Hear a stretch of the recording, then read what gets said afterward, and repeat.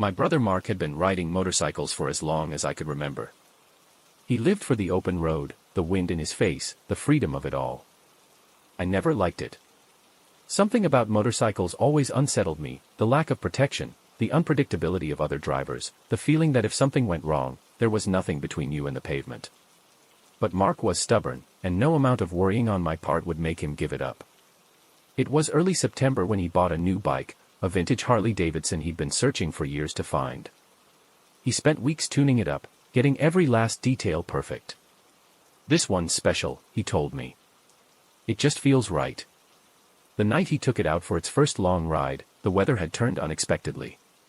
A storm rolled in fast, thick clouds swallowing the sky, the air heavy with the smell of rain. Mark didn't care. "I'll just do a quick run up the old highway and back," he said, pulling on his helmet.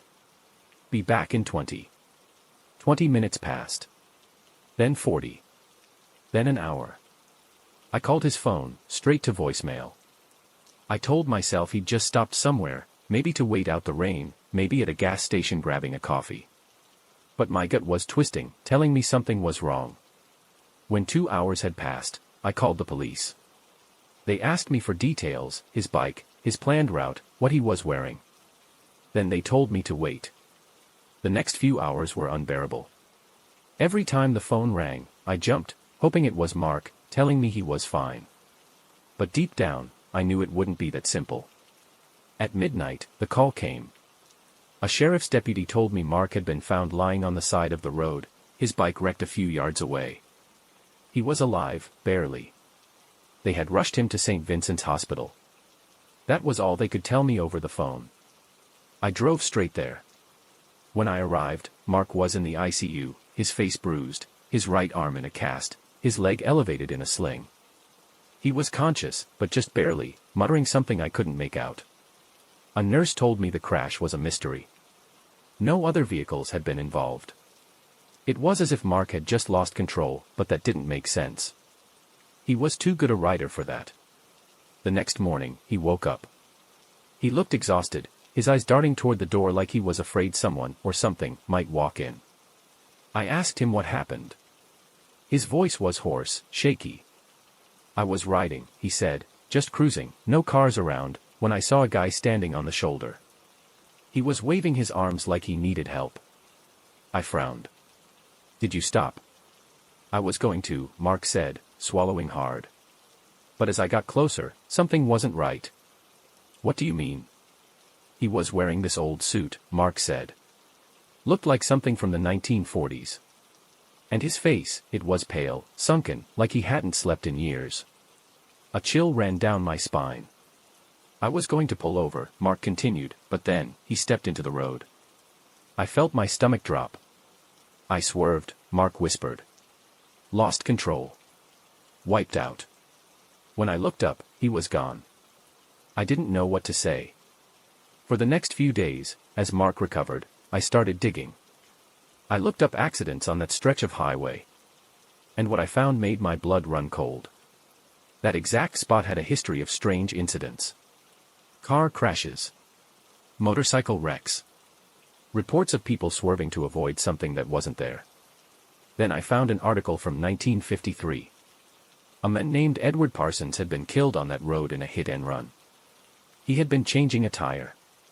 Wearing a suit. I showed the article to Mark. His face went pale. "That's him," he whispered. "That's who I saw." A week later, when Mark was well enough to leave the hospital, we went to the crash site. It felt wrong the moment we arrived. The air was heavy, the silence oppressive. We stood by the broken guardrail where Mark had gone down, the asphalt still scraped from the wreck. We left flowers there. Just in case. As we stood in silence, I felt it. That eerie, unshakable feeling of being watched. Mark must have felt it too. Because suddenly, he turned around, scanning the empty highway. "Let's go," he said quickly. We didn't talk about it on the drive back. A month later, Mark sold the bike. He said it was because he needed the money. But I knew the truth. He never rode again. To this day, I avoid that stretch of highway, especially at night. I don't know if Mark really saw a ghost that night. or if his mind was playing tricks on him after the crash. But I do know this. Something was on that road. And I pray I never have to see it for myself. I had been on the road for hours, my bike cutting through the damp air as a steady drizzle coated the highway. It wasn't a bad ride, just one of those long stretches where your thoughts get too loud, the road stretching on endlessly beneath you. I had a few more hours until I reached my cousin's place in Colorado, and I figured I'd push through the rain, get there before dawn, and crash on his couch for a few hours. The route was mostly empty, just a long 2-lane highway through miles of nothing, flat plains on one side, dense woods on the other. The rain made it worse, turning the whole world into a gray blur, the only sound my engine and the occasional plink of water hitting my helmet visor. Then I saw the gas station. It was one of those places that shouldn't have still been in business, old, rusting signs, a single flickering light above the door. I wasn't desperate for gas, but something about the place caught my eye. Maybe it was just the feeling of isolation, the need to see another human being after so many miles alone. I pulled in, my tires kicking up a spray of water as I came to a stop by the pumps. No other cars. No lights inside. The place looked abandoned. I was about to pull away when I saw movement near the store's entrance. A man. He was standing just inside the doorway, barely visible in the dim glow of the flickering light. His clothes were old, like decades old. A leather jacket that looked like it had been through hell, jeans stained dark with something I didn't want to think about. His face was in shadow, but I could see his hands, long fingers curled around the doorframe like he was holding himself up. I felt something tighten in my chest. I lifted a hand in a casual wave. Station still open. He didn't move. Didn't speak. Just stood there. I swallowed hard. The rain seemed louder now, drumming against my helmet, drowning out everything else. Something was wrong. I revved the engine, my gut screaming at me to get the hell out of there. Then the door creaked open. Just an inch. Just enough for me to see his eyes. They were wrong. Too dark. Too deep. Like there was nothing behind them. And then he smiled. I don't remember hitting the gas. Don't remember peeling out of that parking lot, my tires skidding on the wet pavement. I just remember that smile. I rode for miles, my pulse hammering, my breath fogging up my visor. I told myself I was just tired, that the rain and the dark were messing with me. Then my headlight flickered. Just for a second. And in that second, I saw something in my mirrors. A shape. A motorcycle. Following me. I twisted the throttle, my bike roaring forward. But no matter how fast I went, the other bike stayed with me, its headlight flickering like a dying firefly. The road stretched ahead, empty and endless.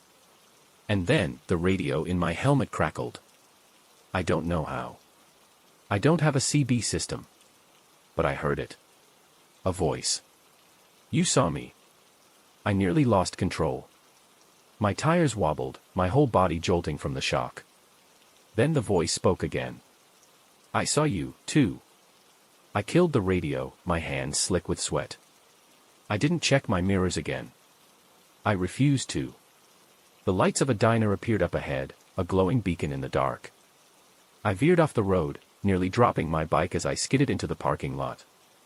I killed the engine, yanked off my helmet, and turned. Nothing. The road behind me was empty. No headlight. No bike. Just rain, endless and cold. I stumbled inside, breathless, soaked to the bone. A waitress looked up from behind the counter, raising an eyebrow. You okay? I nodded, though I wasn't sure it was true. I ordered coffee. Sat there, hands shaking around the mug. Then an old man at the counter turned to me. Saw a ghost, didn't ya? I forced a laugh. What? He gestured to the rain outside. This stretch of road's got a story. Biker wrecked near that old gas station back in the 70s. They say he still rides, looking for someone to notice him. My stomach turned to ice. I swallowed hard. What happens if you notice him? The old man sipped his coffee, eyes dark with something I didn't want to name. They say he follows you. I didn't finish my coffee. I just sat there, staring at the rain, waiting. listening, hoping I wouldn't hear another engine in the distance. I've been riding motorcycles for most of my life. There's something about the road at night, the way the world feels quieter, the hum of the engine beneath you like a heartbeat. But after what happened to me one night in the Arizona desert, I don't ride after dark anymore. It was late October, and I had just finished visiting my sister in Flagstaff. I had planned to stay the night, but I had a delivery to make the next morning, and I was stubborn. I figured I'd be fine riding the 4-hour stretch back home. The highway was familiar, a long strip of nothing cutting through the desert. I had done this ride before. The first hour was easy. The air was cool, the sky clear, the stars stretching endlessly above me. I felt free, like I always did on long rides. But then the wind picked up. A slow, steady howl that made me tighten my grip on the handlebars. The road was empty. No headlights behind me, no taillights ahead. Just darkness and the occasional highway sign flashing past. The wind grew stronger, pushing against me, making the bike feel unsteady. And then I saw them. Figures. Standing just off the side of the road. At first, I thought they were mile markers or fence posts, but as I got closer, I realized they were people, tall, thin silhouettes standing in the desert, facing the road. My stomach tightened. There were at least 5 of them, maybe more, all standing perfectly still. No movement, no reaction to my approach. I told myself they were just travelers, maybe a group of hikers or campers, though something about them felt off. I tried not to look as I sped past, keeping my eyes locked on the highway. But in my peripheral vision, I saw one of them turn its head.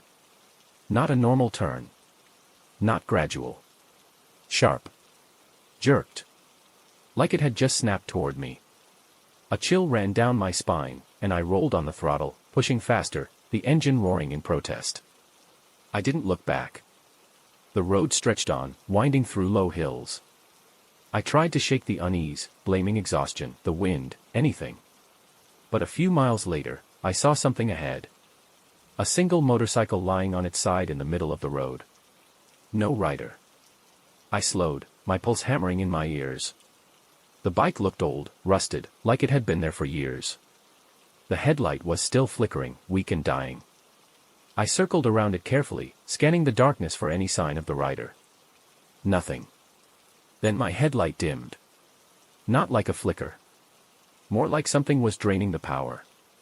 The air around me felt heavier, the wind stopping completely. And then, a whisper. Right behind me. Low.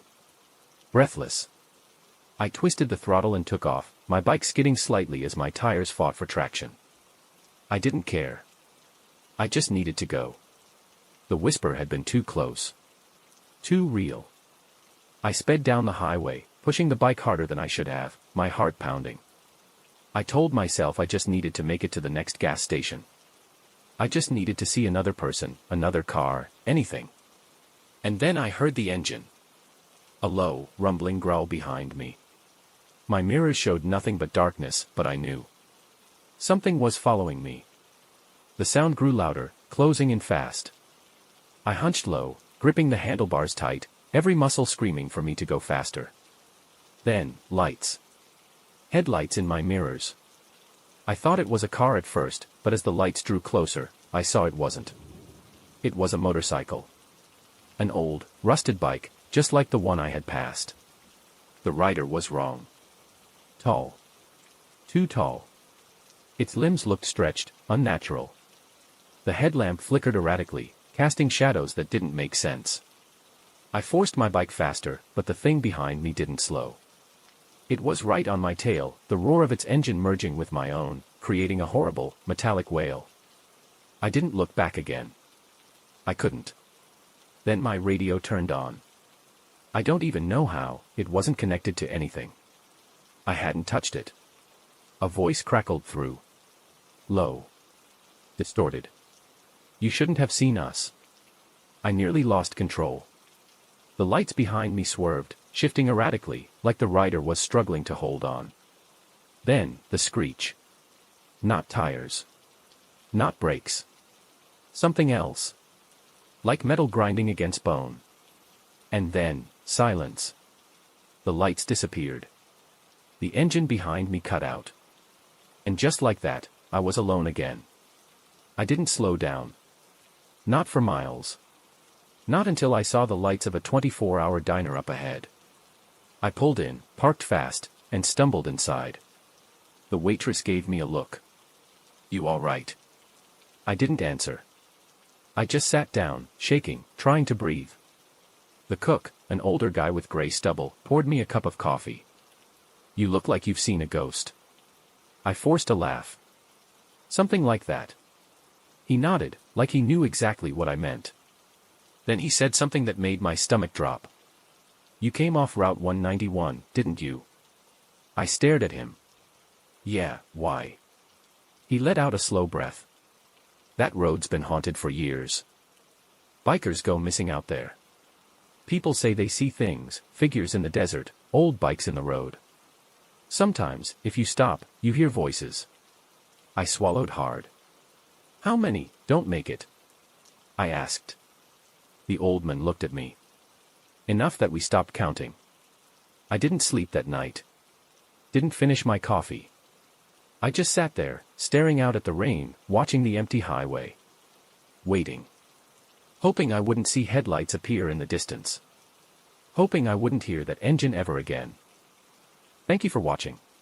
Consider subscribing.